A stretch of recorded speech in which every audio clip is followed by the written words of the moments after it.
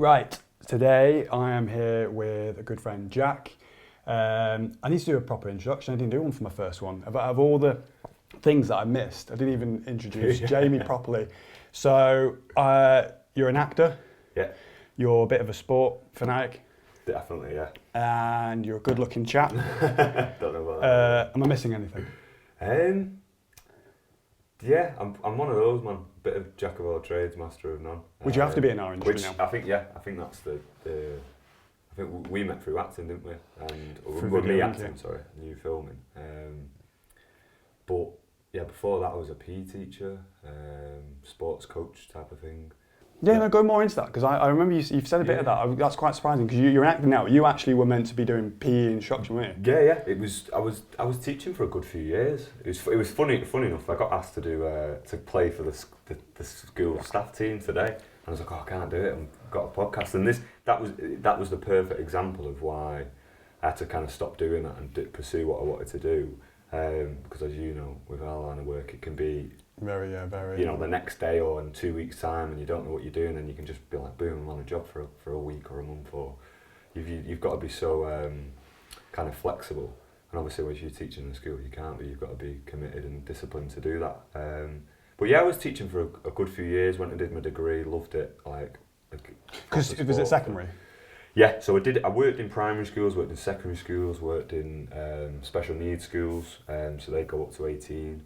Did a little bit of work in colleges as well. Did a little bit of working with behavioural needs children as well, and kids in homes as well, like doing a bit of tutoring one-to-one. Really enjoyed that, really rewarding.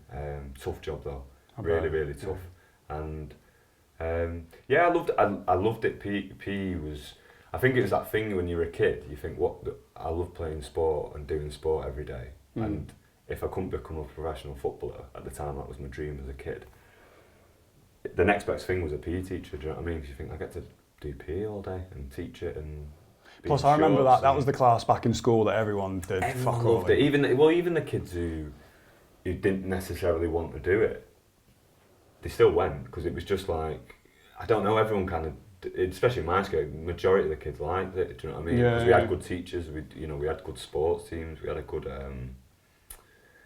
we had a really kind of good mix of abilities and talents as well, and it kind of helped everyone get on. And that was the same when I went back, because I went and taught at my old school for a little bit as well, which was really interesting. Bit surreal as well, you know, like being in the staff room and stuff, and you're the same age as me, aren't you? You're 30? 30, yeah. So I was working with people who taught me, quite a lot of teachers. Did you have that typical transition straight from uni into a job? Yeah, well that was it. Yeah, I went straight from uni to teaching. So it was, never had a gap year, didn't go travelling or anything. It was just, that was the route that you took, and it was a really positive thing. I absolutely loved it. I'm really proud of getting the degree and the years I spent. And it's mad because every now and then I bump into it, someone who I taught years ago, and they're doing really well now. Like I said, big shout out to Luke. He's going to do my podcast soon. He's like a drummer now in a band, and working in music and stuff, and he's just been signed to get like a drum deal, like sticks and stuff. Okay. And he's doing really well. And he was playing drums before all that, but fortunately I got one of my mates, Ben Peacock, who's like a professional drummer. I got him into to come and teach lessons, because they couldn't get a drum teacher basically, or they didn't know anyone who'd come in and who'd click. Oh, so you had the connection. So I was like, well, get Ben, because he's a professional drummer, and again it was that thing of, I think it's like anything, it's not what you know, it's who you know, it's any industry like that. But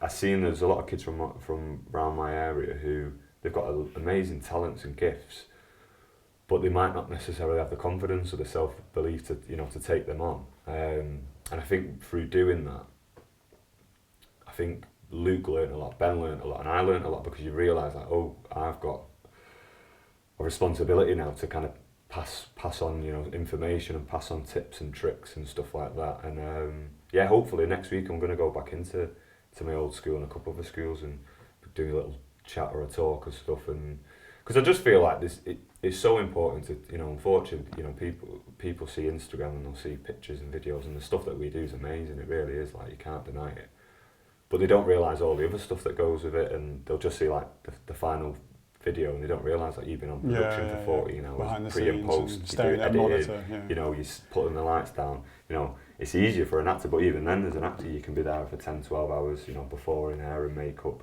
whatever. It's not, you know, don't get me wrong, I love what I do and I'm buzzing. But there's always tedious. But there's always, you know, it's like any job, there's always highs and lows. And well, so in regards to, so you obviously got your degree, you then went into teaching straight away pretty much.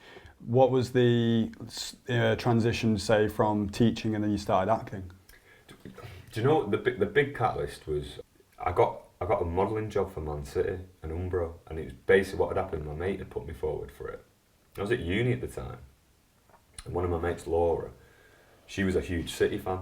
So they had her family had season tickets. So we went one day, she put me forward for this competition, kind of didn't really know what was happening. And then I got a phone call one day of this guy, Nick from Umbro, and he was like, oh, you've won this competition. And I thought he was just joking, because I was like, I've not gone in a competition, what are you on about? And I thought it was someone winding me up. Oh, so a mate applied for you? So yeah, so she kind of put me forward, like not really knowing about it really. Right. I kind of took a pitch, but you know when you're like, you just don't, I didn't process it at all. It was just like, yeah, sweet. I was bothered about going to the game. I didn't realise that picture could potentially lead to me modelling the kits and stuff, and that's what happened in the end. And that was such an eye-opener, because basically I went from nothing to like right at the top, because it was like such a high-end job. Like everyone on that job was amazing, and working with all the players and stuff, and you know, seeing the kit before it came out, just doing loads of cool things for like Umbro and for Man City, and obviously being a big City fan, it was the dream. And it was so special now, because it's the first kit, it's the kit that we won the league, the first one, you know, the Aguero goal and stuff. So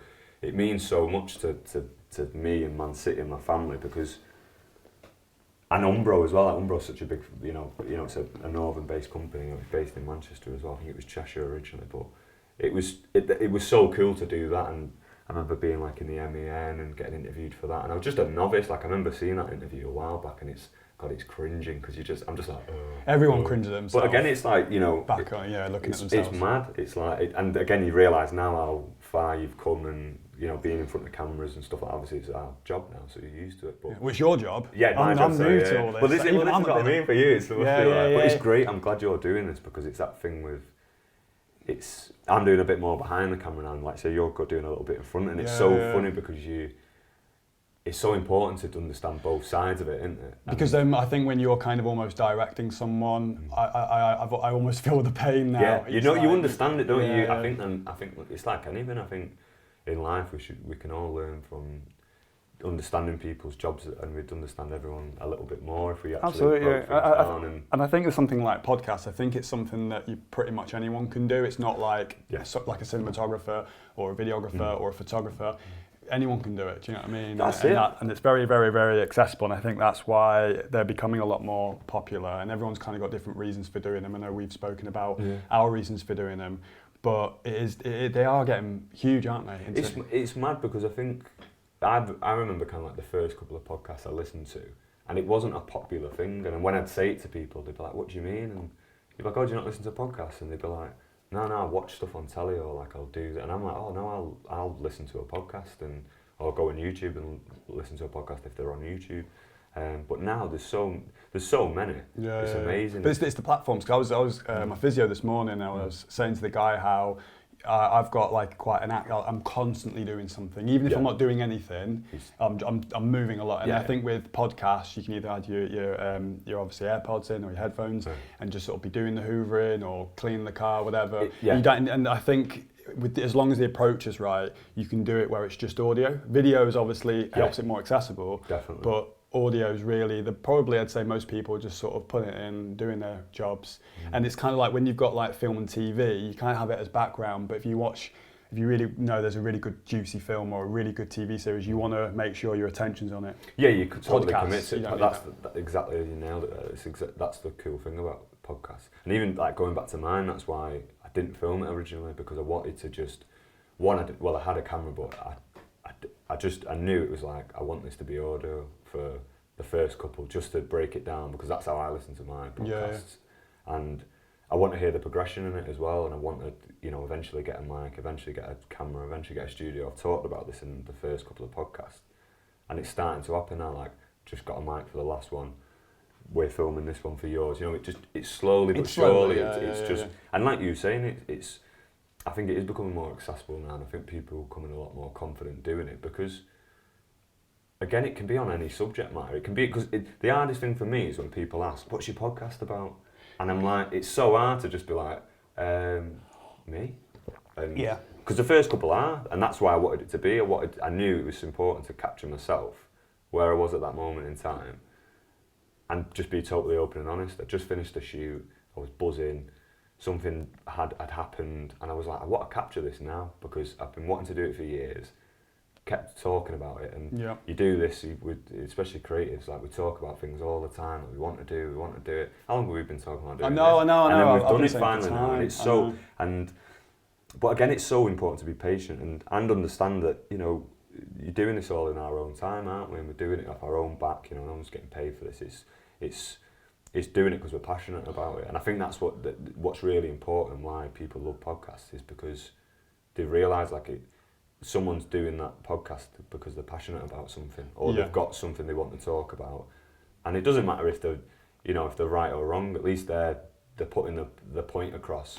I think there's no limitations as well with podcasts. Obviously with TV and certain platforms, but with podcasts you can almost say what you like, I think with that comes very like honest kind of conversations. Yeah. And I also think people such as obviously, I don't know, big podcasts and even this country like True Geordie and stuff they're very, very relatable. And I think when you listen to someone who you can kind of relate to, that's clearly doing well, it's nice just to sort of see the kind of common ground that things are possible, because film and TV, it's always very glamorized and stuff. Yeah, whereas in sort of very internet podcasts, for example, they're very, very a quick way of just being able to have like an honest discussion or something that's happening soon, or someone's releasing something. There's no like producer kind of, you know, don't be saying that, or don't be doing this. That's the hardest thing, and you know that when, you know, there's a hidden agenda or there's something where it's like, and I understand like people have to promote stuff and that, it's like I've done it where I've been on,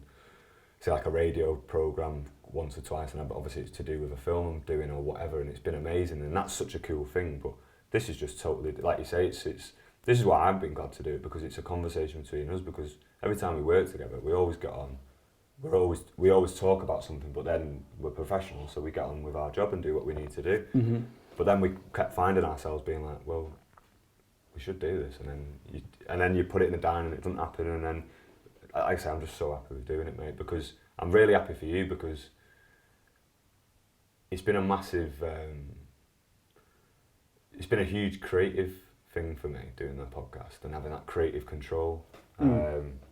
And again, talking to different people, like some people are new on the podcast, some people I don't know on the podcast.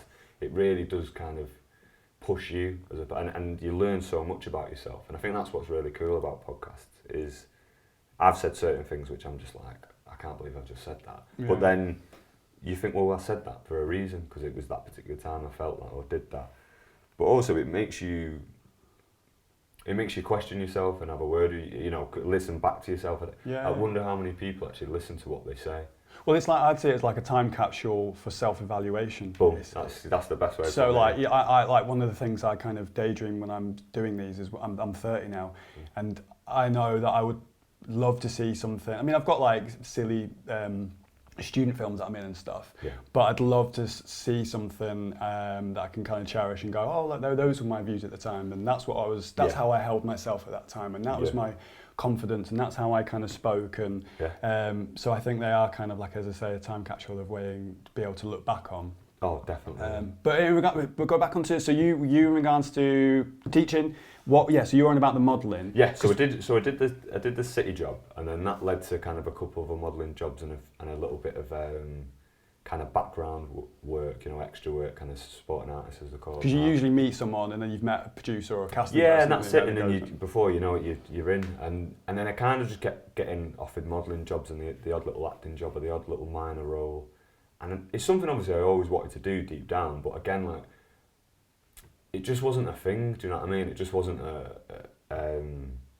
it wasn't a clear path for me. The clear path acting, it was just wasn't. I loved it, and I knew I was all right because I did a little bit of it in college, and I absolutely loved it, and that was because of an amazing teacher called Wyn Moran, She gave me a lot of confidence, like she gave me a lot of self-belief and challenged me. That's what she did, Right. she challenged me, and I think that's what it was. It was that thing where it's like, well, what do I do now? Do I stay in a job that I know I can do and earn good money and have great holidays and not really test myself, or can I go throw myself in the deep end and do something that I don't have a bloody clue about? Like, no And it's one important knows. to have these people in your life. That's it, isn't it? Because you don't really do that. You don't really do that as much when you're younger. No, got yeah. It's only like again, not to bang on the number 30, but like I've purposely been like looking at myself and going, right, okay, so you've not challenged yourself for a while. Hence why this is one of the reasons why I'm doing this. Nice. You know, just it's a challenge, and I miss that. Like almost a little adrenaline kick where one would might see as shitting yourself, but I like being a little bit like whoa, because that feeling of right, I've got a hold of this, might take a month, might take 20 podcasts, might never, but that's the almost. It's that. I think it's like anything, isn't it? It's that uncertainty and how you respond and how you react to it, whether it's a positive or a negative. You're going to learn from anything and you're going to evolve from it, and that's kind of where I was. At that particular time, I was at a big crossroads in my life, and I thought, right, well, I'm going to give it a go, because again, I could always fall back into teaching, and that was nearly coming up to 10 years ago now. Right. And I'm still doing this now. So it's, and probably the first acting job that really kind of, I did like 8 or 9 days on The Village, and I had like. As in the horror film? No, it was a BBC drama. Right. And it was the first. Like, I had like one line, but it got cut. But I was in it for like 2 episodes where I was like, you could see me in it clearly like quite a few times, and like you can hear me in the background and stuff. And that taught me a hell of a lot. That just really kind of gave me an eye opener to be one. I was like, wow, I didn't go drama school, and everyone on this set, actor-wise, has got drama school. Overwhelming, yeah. And it was, and I think that the thing was as well, they were very well-to-do actors on that set. Not everyone, but a lot of them were. And they were lovely. They treated me so well and were really accommodating. Especially Rupert, who's like massive now. He's really big. But we were basically playing the posh family in it, and I was part of that posh family, because when I shave and I put a suit on, I look dead posh, but obviously I'm clearly not. I open my mouth and it's like, wow. And that's what happened then. It was what was so funny on that set.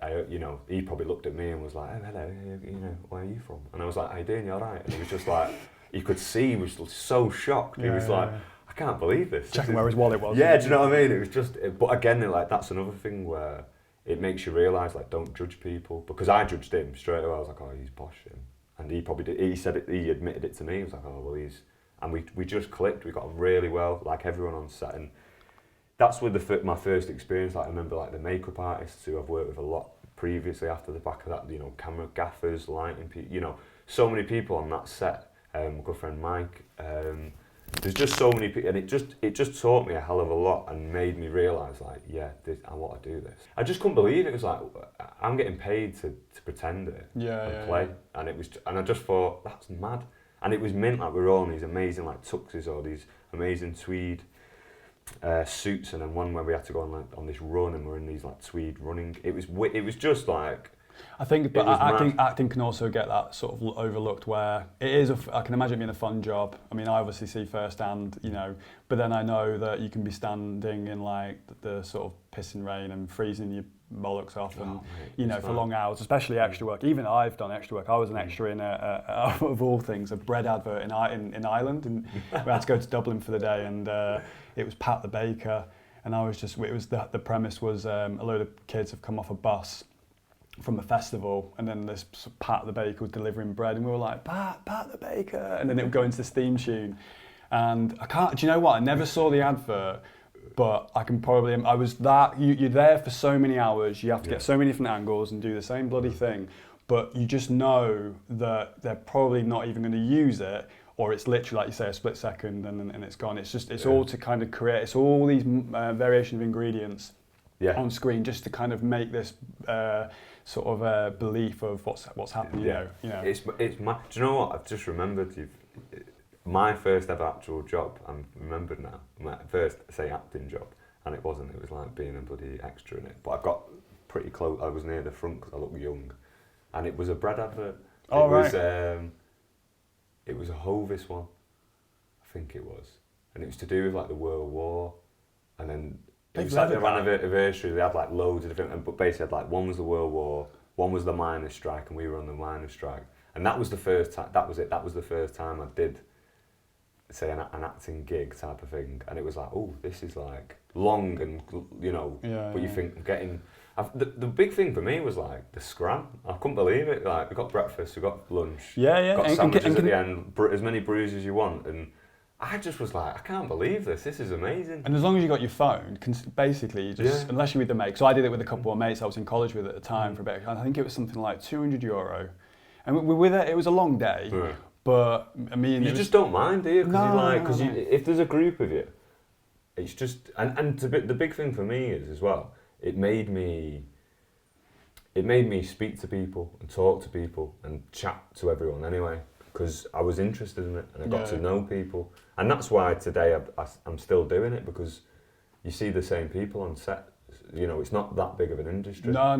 Well, it kind of is, but it isn't. You'd find yourself meeting up with the same people, because you usually end up getting quite close with a director or a producer or a casting, whatever, and then you end up being recalled on the same job, which is actually a perfect segue into we kind of first met on a Video Inc. shoot, which is for a guy called Chris Valentine, which, I mean, that's interesting alone, about a guy who just made all these videos.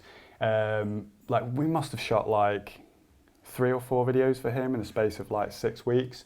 For like 6 weeks, I think 6 videos I think we did in the space of like, was it about 2 or 3 months? Because you were in 2.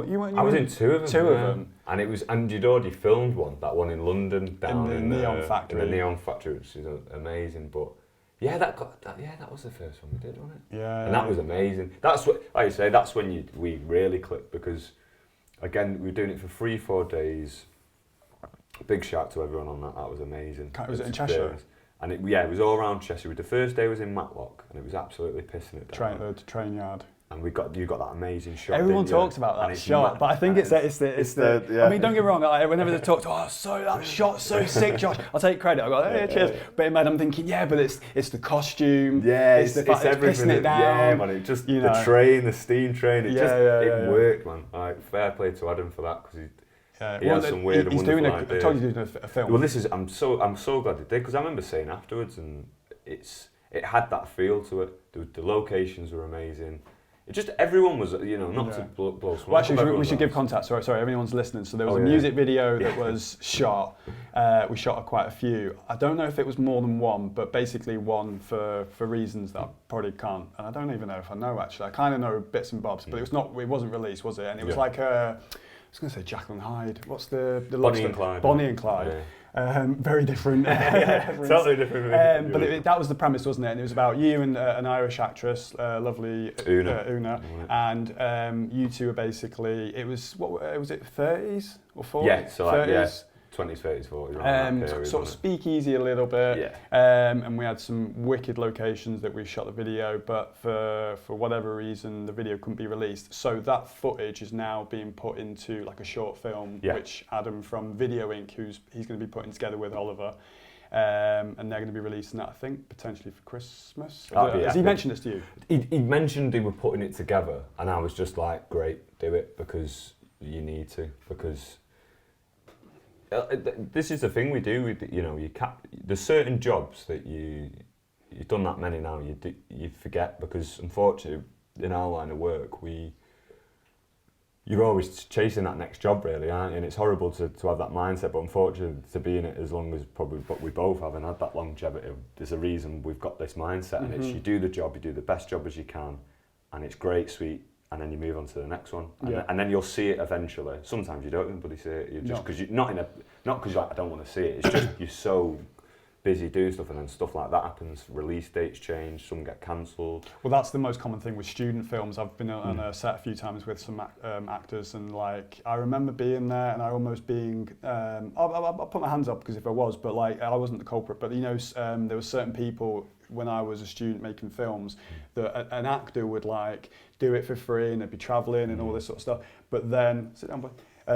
But then they wouldn't see it for like maybe a year because students don't have that discipline yet. So not, I shouldn't say collectively, but I remember seeing how like a lot of projects almost like, oh no, we need to do some ADR now, or we need to kind of get a reshoot here. Yeah. And then because students have no money and very kind of little experience to some extent, that you could be waiting. That's like, you know, for ages. I've done tons of student films, and I always try and do one if I can, because again, you want to support the up and coming, you know, directors, writers, all that stuff, and also give them a bit of a hand, because I remember doing one once and it was hilarious. Like, we're doing this scene, and it was a cracking little film, really good script, but I was playing this horrible, kind of well-to-do, basically racist guy. Basically, it was horrendous, but it was great to play because I'd never played it, and everyone involved was really cool. But it was a student project and stuff, and I thought, no, these are on it. They've got a great script. They seem really, you know, proper on it.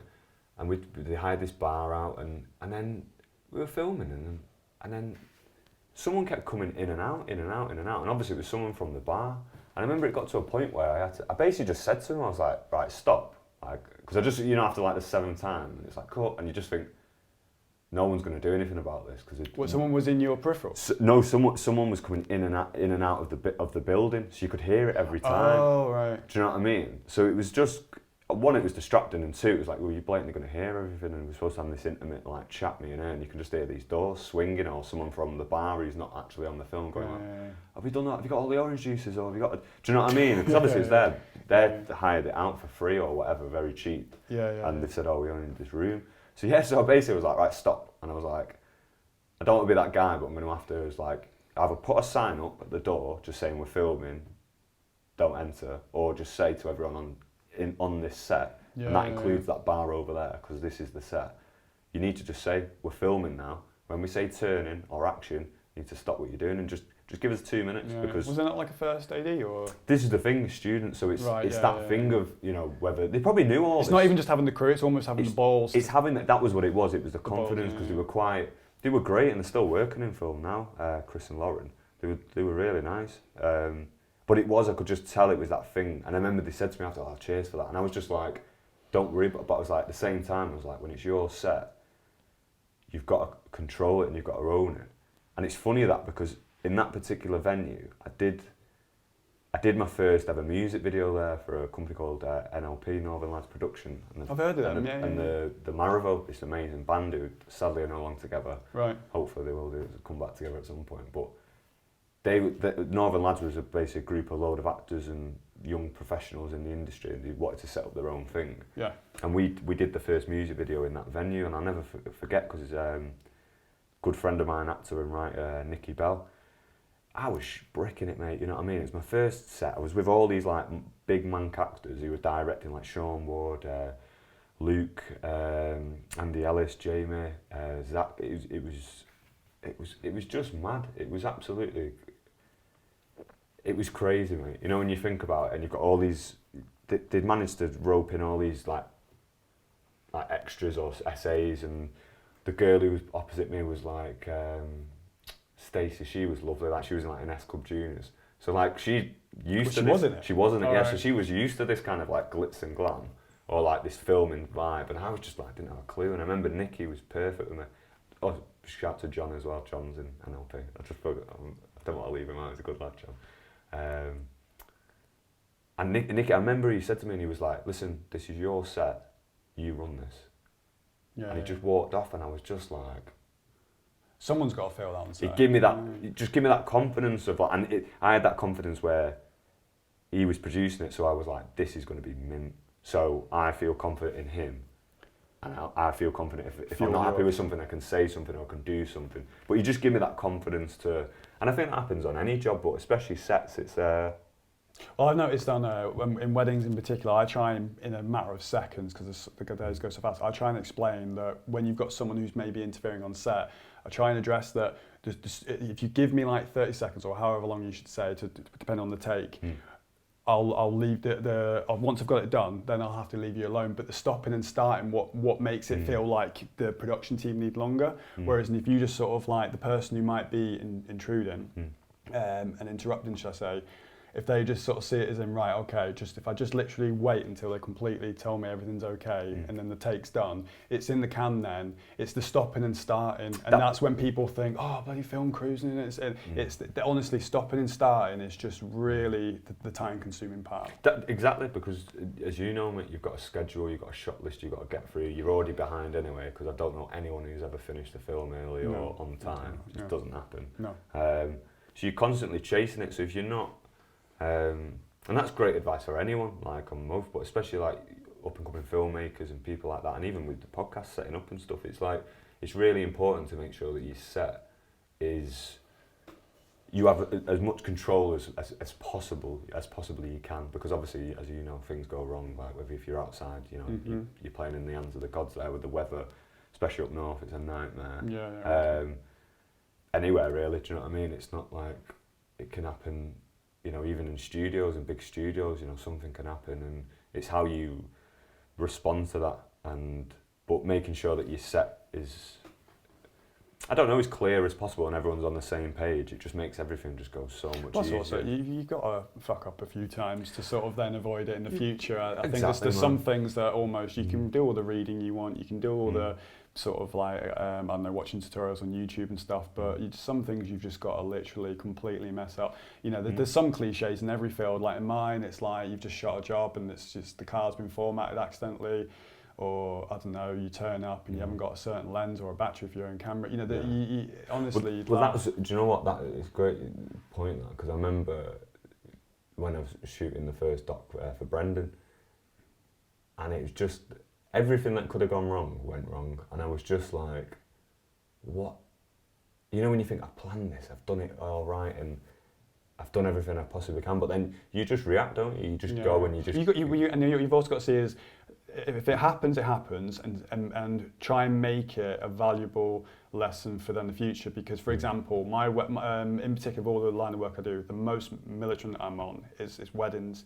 I'm very like thorough to the approach of shooting. Because you don't get another because there's no like, oh, can you do the first kiss again, or you can go down the aisle again. So you have got to be on it. But I've gone through some like horrible things where I've like hired some camera operators, gone shot a wedding, and they've sent a card and it's corrupt and they've not even done a backup.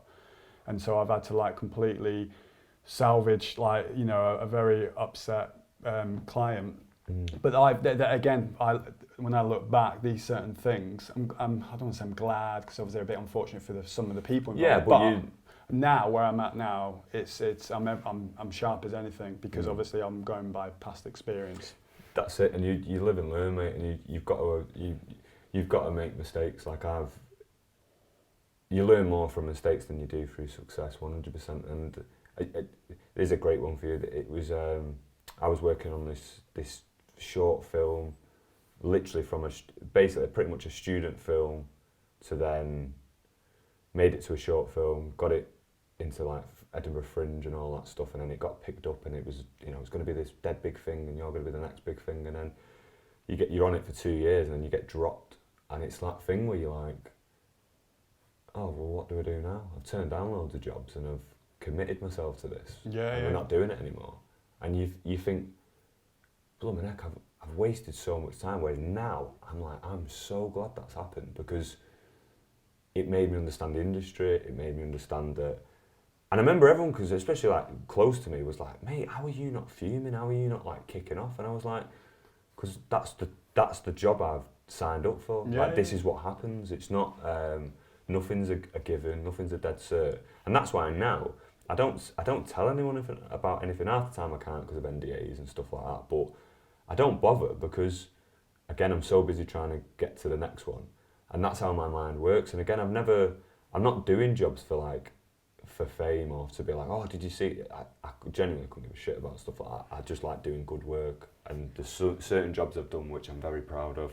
There's others that you're not. But you learn more on those jobs that you're not, because then you think, right, well, I don't want to do that again. Or if I do, I want to do it differently, or I want to improve, or I want to make sure it's worth my while, because they say we're 30 now, mate. Do you know what I mean? And we're at that point where it's like, we can make our own films, we know that, but you want to make it in a certain way, because fortunately or unfortunately, however way you want to look at it, we've been on some massive sets and done some amazing things. So that's the standard, and when the standard's that high, you want to make stuff like that. Yeah, it's the same with the podcast, isn't it? It was like... Well, that's why it's odd to feel like I'm going... I don't want to say I'm going backwards. But you start, it's a progressive thing, and you've got to start, you know, it's like as a kid, you start crawling, and you start walking, and then, exactly. You know... On that note, is that still recording to break the fourth wall? Yeah, because we don't have an operator today. This so is right, it's just like my heart's beating. Yeah. No, that's stopped recording 2 minutes started. I know, mate, it's just like... So what have you got coming up? So I'm going to finish this documentary I've done for Brendan. To tell people what you've been doing about that. So I shot this like last year, and so but it's Brendan Loughnan. He's an MMA fighter. He's currently fighting the PFL, but he's fought in like the UFC. He's been in BAMA, Cage Warriors. He's fought in like pretty much every.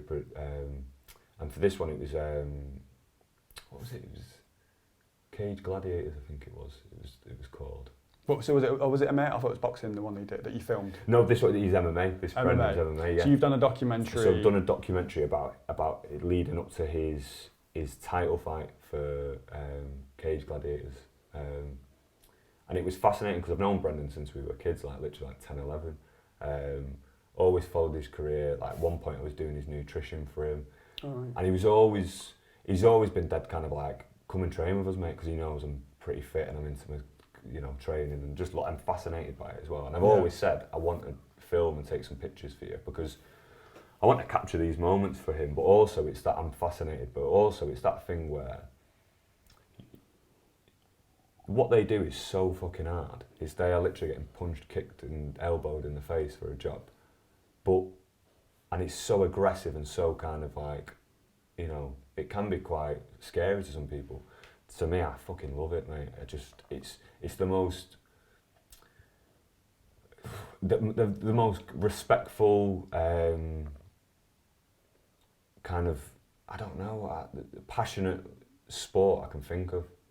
Mixed martial arts. I think it's and what's weird about say any form of combat sports is that the thing I've noticed over the last, particularly over the last year, because I see obviously when you're in the cage or the ring, it's probably the most loneliest job in the world. But when you're out of it, it's probably the most team effort, camaraderie. Yeah. Do you know what I mean? And that so for a person to be able to switch between the two, because most people live in a world or work within a job against their means of that they are one or the other. Yeah. Do you know what I mean? No, you're 100% right there. And that was the thing I learned probably. I'd been in loads of different sports teams or come across different sports teams, whether it was football, rugby, cricket, basketball, you name can carry on. But when I train with those boys, whether it's going to Champs Camp, I just want to say a big shout out to Champs Camp. That's where you train? That's where they train boxing, All Powers. Is the gym they fight out of. Shout out to Alliance in America as well, because that's where he trains in America, with Dominic Cruz. Yeah, so that's where the picture I saw. Boys Dominic Cruz, and who else was in the picture? Jeremy Stevens is another one.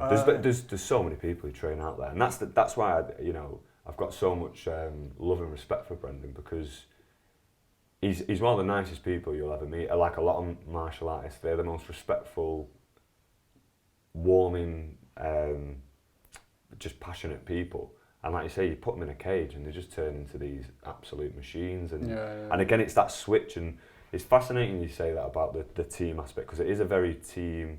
When you're out of there, you know, when you're in that team and being and filming that, being a part of that team was so nice for me, because at the time I'd not been in a team for a long time. I'd stopped playing rugby because to follow my acting career. Obviously, you're in a team when you're acting on set or you're collaborating, or even when you're doing a modelling shoot, you're still in a team because it's a photographer, an AD, or whatever. But like you say, it's few and far between. It's not all the time. It's you constantly. It's an individual thing what you're doing, and so I took so many kind of different.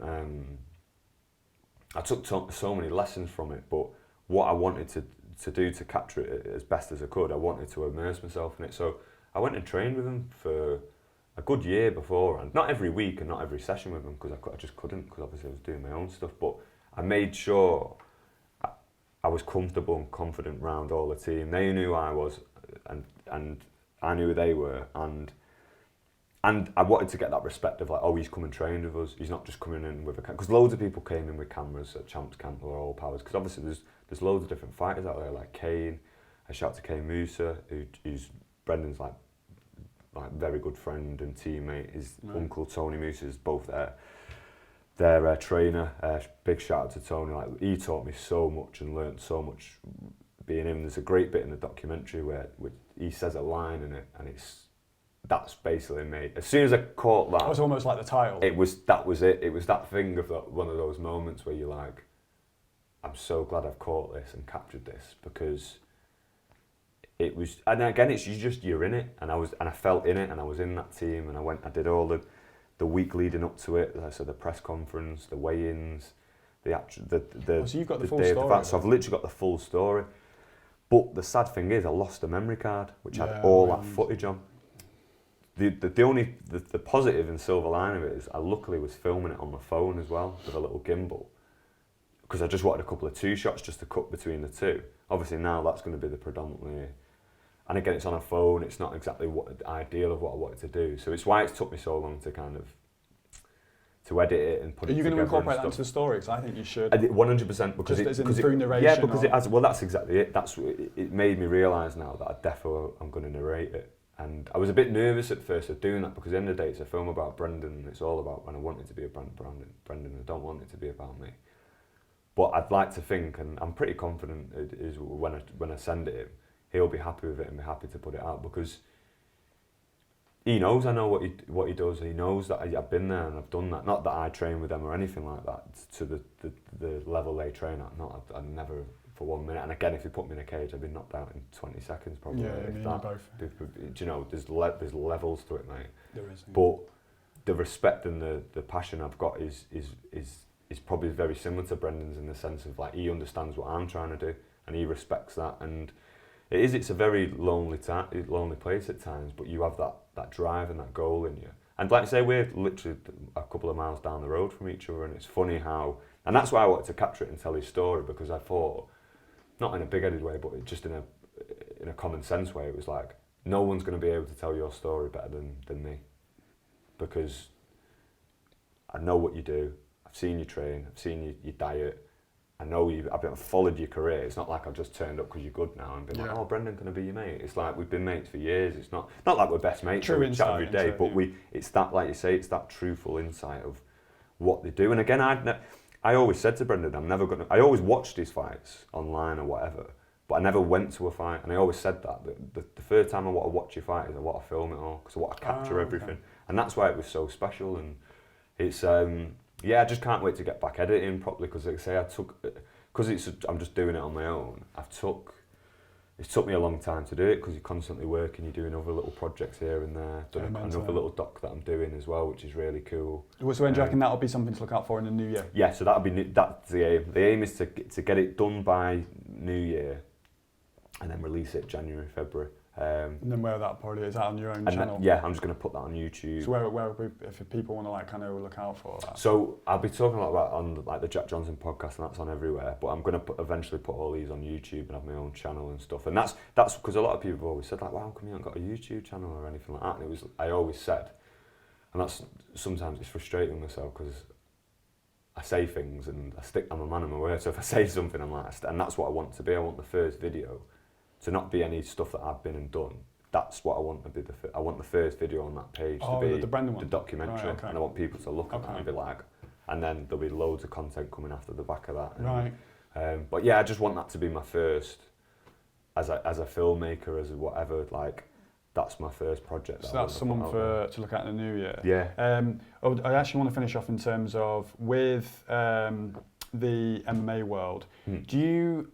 Because have you actually been, out of curiosity, have you been to a UFC event or a Bellator? I've never been to the UFC when it was in Manchester, or there's always been something on which I couldn't go. But again, because we'll have to definitely go to one in the future. I know in the future I'll take you to a bare knuckle show definitely, as well. Because I went one the other day with my mate Dave, and the one in Stoke. It was. Yes, I remember you saying. I think it was King's Hall. Awesome venue, and yeah, I've definitely got to take you to one of those. Yeah, I'd love that. That'd be great. But I wanted to ask you about some UFC stuff, because did you watch I know we briefly spoke. Did you watch the whole fight of Jorge and Nate Diaz? I did. Yeah, it was. What's your thoughts? what a fight! Like it's just,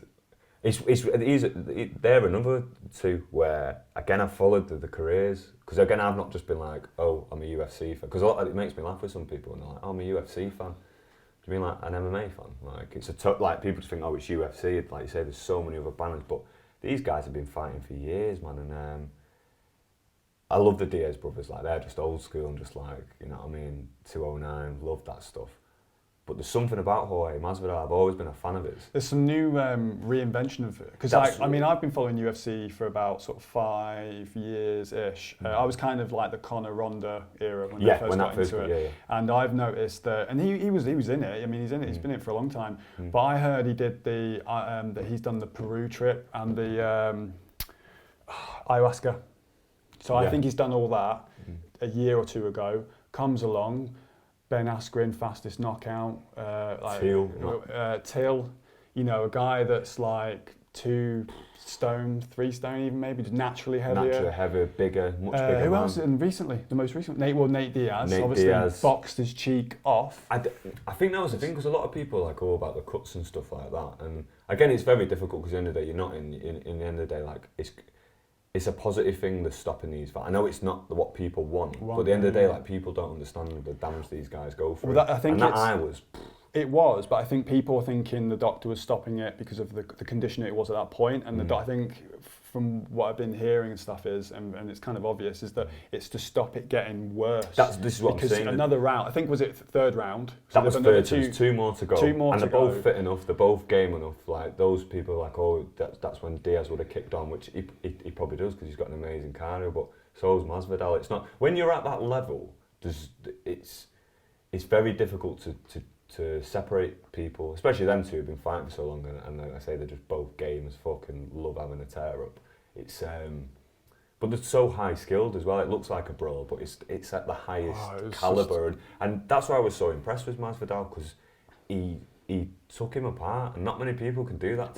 He's got some glow about him at the moment. He's definitely got some, because he's, as I say, fastest knockout. I mean, he's knocking out guys that are 1-2 weight divisions higher than him technically. And obviously that recent performance. And then there's obviously, he's trying to get the Conor fight.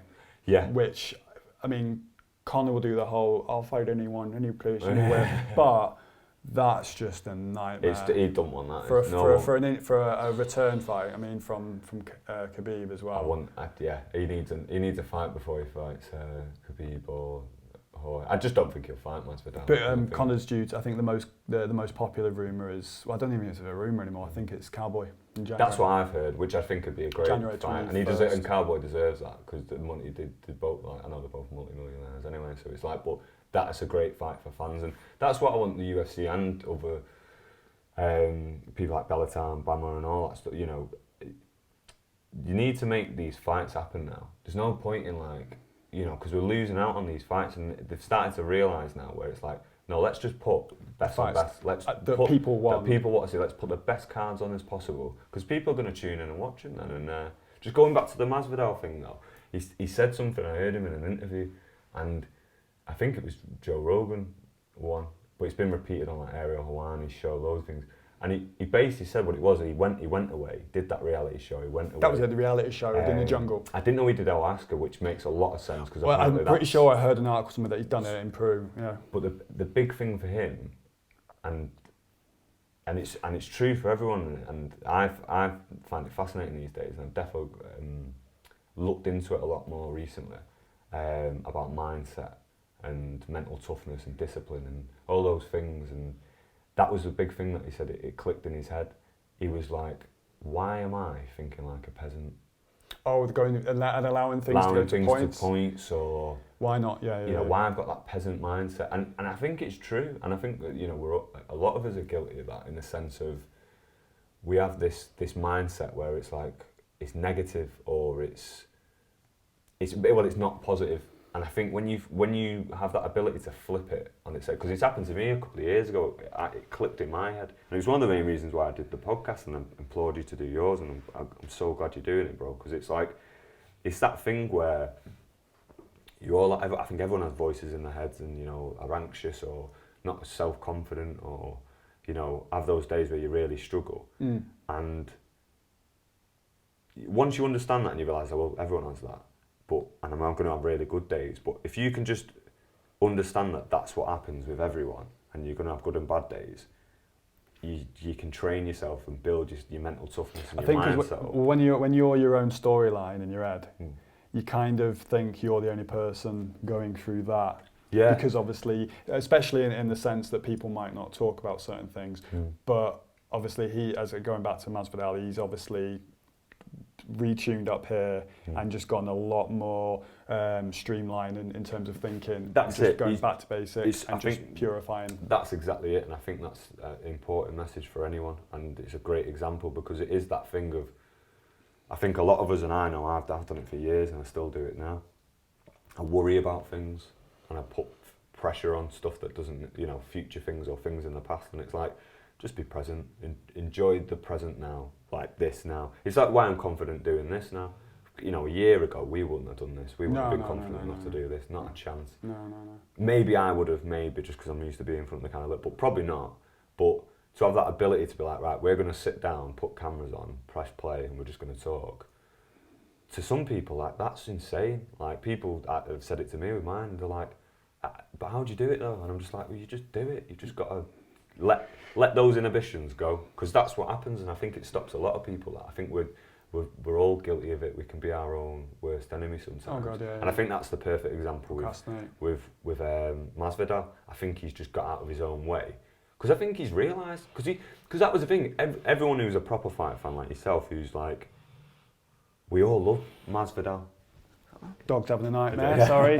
Sounds like he's having an asthma attack. You all right, buddy? He's all right, I promise. He's all right. God, he sounded like his lung collapsed. Yeah, but no, I think that's it. I think it's that that ability to get out your own way and be like, right, I'm streamlined. I'm just going fully in, because he probably thinks I've got 4 years left. I want it all. Yeah, and he's not scared of anyone. That's the difference. No, I think nor should he with the last 3 fights that he's done. That's it. And that's like, and I think to me that's the power of mindset, because he's trained the same. He's always been a very high level trainer. He's trained at American Top Team, which is one of the best teams in the world. He's always, and they obviously understood. They probably knew, like, we've got a killer here, bro. Absolutely. Do you know what I mean? It's almost like his physical abilities were there, but just mentally, that was like almost the last piece of... Well, I think it's that thing as well where I think it happens to a lot of us. You get pigeonholed, and he probably got pigeonholed where he's like, oh, he's game bred, he's just a brawler. He's just, but if you take him into later rounds, his cardio will be shit, or if you get him on the ground, he'll be fucked. You stand up with him, he's just going to struggle, because he'll do that all day.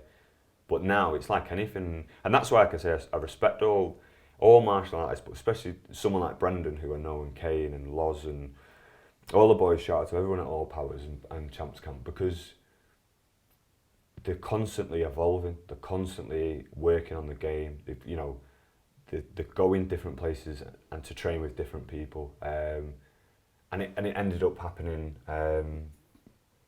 You've got to be ready and stay ready, and it's happened recently. Like, there's someone dropped out of a fight. And our boy Leon, he jumped in, and he's funny enough, he's in this documentary. He's like third on the card, because I wanted to get him in a Leron, because Leron's a top fighter, and he's just fought in the UFC and that Abu Dhabi card, got the draw. A lot of people thought he won. So it's like, where's he from? Sorry, he's from Manchester, but he's Flag. Yeah. What undercard? I saw a backstage interview. Who was he fighting? Is he undefeated? Yeah. Oh, did he fight at this camp that you train? Yeah, so he trains out of All Powers, and he does Champs Camp every now and then. But he's out of like Brendan Kane, like All Powers. Yeah, because I saw something on like Embedded. Yeah, he's on UFC because he got called up like literally like was it Zabit? Or one of the other fight, I can't remember his name, my head's gone. But everyone was like, he's going to leather Leon, and it was like, no. First round he got caught, which happens. I'll go back and watch this. Link me up after that. Yeah, I will do, because it's a fascinating fight, and it's a great fight as well. And I think a lot of people realise then, like, oh, these boys from Manchester aren't, they're not here to just make up numbers, man. They're about it, and there'll be. It's hard. Fair play to Bisping. He was a UFC champion.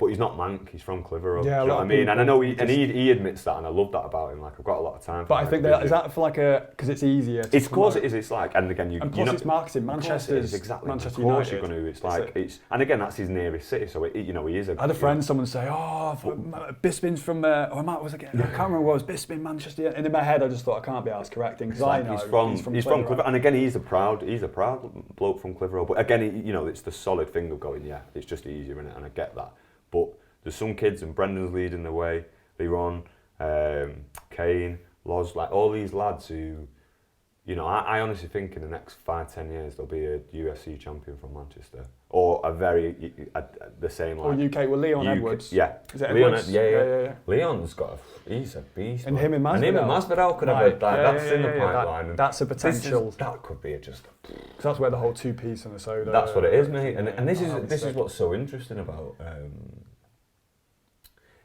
mixed martial arts and stuff. It's you test it, you're getting different people who've got different strengths in different areas.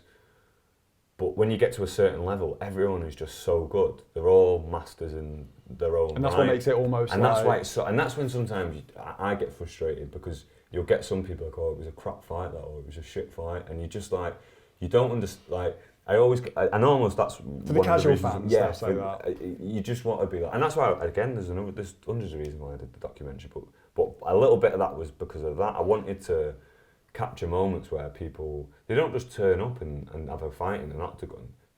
They've been training all their lives for this. They've done a 6 to 8 or a 12-week camp. Yeah. It's like they've been cutting weight. They've, the stuff they do to their body is insane.